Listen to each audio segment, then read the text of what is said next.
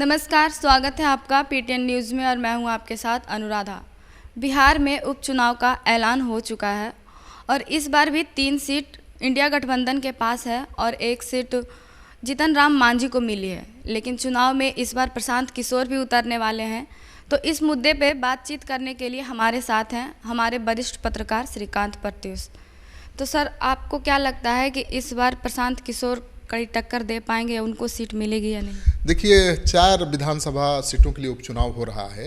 ऐलान हो गया है तारीख का। बिहार में राजनीतिक हलचल बढ़ गई है। 4 सीटों में से 3 सीट पिछले चुनाव में इंडिया गठबंधन ने जीता था। 2 आरजेडी ने जीता था और 1 वाम दल ने CPI-ML ने जीता था।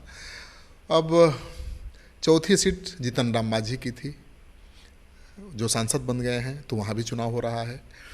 इंडिया गठबंधन की 3 सीटें थीं। एक था बेलागंज, जहाँ से सुरेंद्र यादव आरजेडी के सांसद बन गए हैं। दूसरी सीट है तरारी, जहाँ से CPI-ML के सुदामा प्रसाद सांसद बन चुके हैं। और तीसरी सीट है रामगढ़ की, जहाँ से जगदानंद सिंह के बेटे सुधाकर सिंह अब आरजेडी के सांसद बन चुके हैं। तो ये 4 सीटें इसलिए खाली हुई हैं कि 4 सांसद बन गए हैं। 3 इंडिया गठबंधन के नेता हैं और 1 जीतन राम मांझी हैं। तो चारों सीटों के लिए उपचुनाव की डुगडुगी बज चुकी है। तारीखों का ऐलान हो चुका है। राजनीतिक दल सक्रिय हो गए हैं। कौन किस सीट पर लड़ेगा अभी तक अंतिम फैसला नहीं हुआ है, लेकिन मानकर चलिए कि 2 सीटों पर आरजेडी लड़ा था और वो जीता भी था, तो 2 सीटों पर आरजेडी ही लड़ेगा।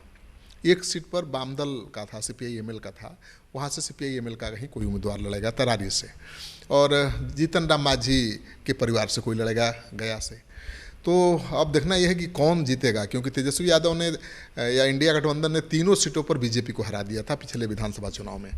लेकिन क्या इस बार बीजेपी तेजस्वी यादव को 3 सीटों पर हरा पाएगी? तेजस्वी यादव बोल रहे हैं कि जिस तरीका से नकारात्मक सरकार चल रही है, इस बार तीनों नहीं 4 सीट हम ही जीतेंगे। हाँ, तेजस्वी यादव यात्रा पर निकलने से पहले बोल चुके हैं कि सीटें जीते थे पिछली बार, इस बार 4 सीटें जीतेंगे, क्योंकि ये सरकार नकारात्मक चल रही। नीतीश कुमार अब बूढ़े हो गए हैं, बुजुर्ग हो गए हैं, सरकार अधिकारी चला रहे हैं, सेवानिवृत्त अधिकारी चला रहे हैं, तो सरकार ठीक से चल नहीं रही है, लोग उब गए हैं। तो अब 3 की जगह 4 सीटें वो जीतेंगे, वो दावा कर रहे हैं। लेकिन चुनौती तो है, क्योंकि प्रशांत किशोर भी चुनाव मैदान में उतर गए हैं। जीतन राम मांझी लेकिन प्रशांत किशोर को ललकार रहे हैं कि आप चुनाव अखाड़े में उतर कर तो देखिए। हाँ, जीतन राम मांझी ने कहा है कि देखिए, चुनाव लड़ाने की रणनीति बनाना अलग बात है, चुनाव जीतना अलग बात है। प्रशांत किशोर पहली बार अपनी पार्टी बनाकर चुनाव लड़ रहे हैं, तो उन्होंने चेतावनी दी है और चैलेंज दिया है एक तरह से कि आप ठीक है, पहली बार चुनाव लड़ रहे हैं तो ज़रा जीत के दिखाइए। उनका कहना है कि प्रशांत किशोर 1 भी सीट नहीं जीतेंगे, लेकिन प्रशांत किशोर तो दावा कर चुके हैं कि 4 सीटें जीतेंगे। प्रशांत किशोर की पार्टी तो अभी 2 अक्टूबर को बनी ही है और नवंबर में चुनाव में उतर रहे हैं। 4 उम्मीदवारों के नाम का ऐलान आज प्रशांत किशोर कर भी देंगे थोड़ी देर में। तो अब देखना यह है कि प्रशांत किशोर क्या कर पाते हैं, क्योंकि प्रशांत किशोर AMY समीकरणों को ध्वस्त करने में जुटे हुए हैं। मुस्लिम बड़ी संख्या में उनके दल से जुट रहे हैं और AMY समीकरण की बदौलत ही तेजस्वी यादव की पार्टी चुनाव जीतती रही है। तो सिंधमारी किस हद तक प्रशांत किशोर कर पाते हैं तेजस्वी यादव के AMY समीकरण में, इस पर सब कुछ निर्भर करेगा।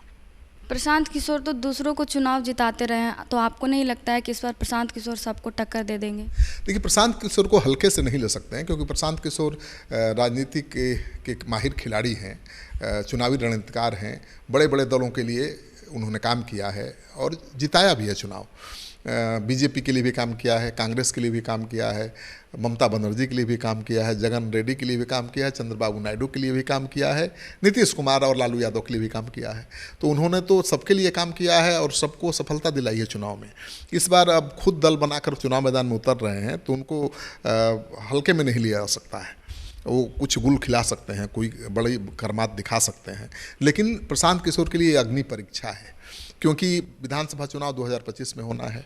प्रशांत किशोर सभी सीटों पर लड़ने का ऐलान कर चुके हैं। उसके पहले उपचुनाव की 4 सीटों पर वो उम्मीदवार उतारेंगे। अगर वाकई प्रशांत किशोर 4 सीटों पर जीत जाते हैं, तब तो 2025 प्रशांत किशोर का होगा। अगर 4 सीटों पर हार जाते हैं तो मुश्किल होगी, क्योंकि प्रशांत किशोर प्रयोग करने जा रहे हैं। बेलागंज में वो अल्पसंख्यक उम्मीदवार उतारने जा रहे हैं, और खबर ये भी है कि जेडीयू भी अल्पसंख्यक उम्मीदवार उतार सकता है वहाँ से।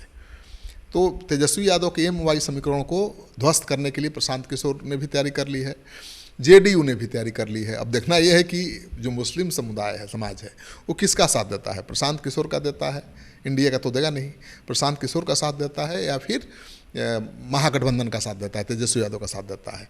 तो उससे पता चल जाएगा कि जो विधानसभा का उपचुनाव हो रहा है, इस रिजल्ट से अंदाज़ा लग जाएगा कि 2025 के चुनाव में क्या होने वाला है। तो आप सुन रहे थे 4 सीटों के उपचुनाव के बारे में, तो आप भी अपनी ओपिनियन दे सकते हैं कमेंट बॉक्स में। तो फिलहाल इस खबर में इतना ही, धन्यवाद।